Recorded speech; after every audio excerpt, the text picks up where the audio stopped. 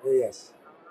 Sir, sabi nyo hindi nyo pa nakakausap si Tito Sen, no? For possible Senate presidency. Oh, Pero si SP Cheese, kinausap po ba kayo?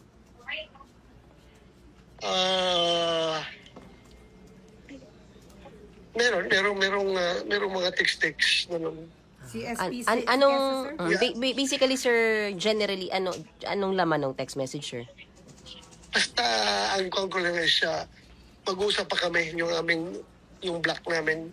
Usapan pa namin. Hindi kami magkakama ng final decision dahil andun pa sa abroad si Senator Padilla. Kaya hintayin namin makabalik at mag-usap kami. But the text messages between you and SP Cheese is about Senate presidency. Safe to say, sir. The topic is Senate presidency. Correct. Magiging malaki ang impluwensya ng Senate President as the presiding officer sa impeachment trial ni VP Sara. It is important to note, however, na ang laki ng binigay na leeway at pabor ni SP Cheese Escudero kay VP Sara by withstanding the heat at push to start the impeachment trial forthwith noong February pa lamang.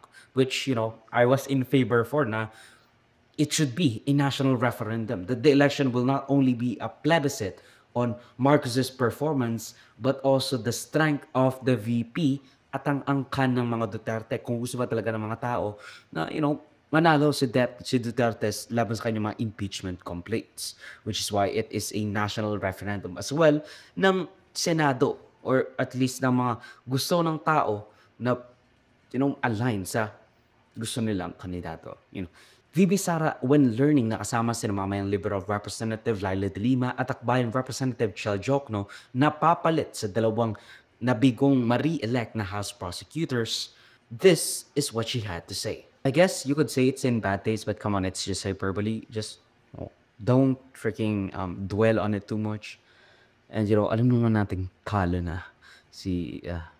na yung impeachment complaints, which is really weird. Lalo na at ngayon, nagkaroon ng massive kind of push, or at least request by BBM to, have some sort of courtesy resignation by all cabinet undersecretaries or cabinet secretaries and appointees na kanyang inappoint over the last 3 years.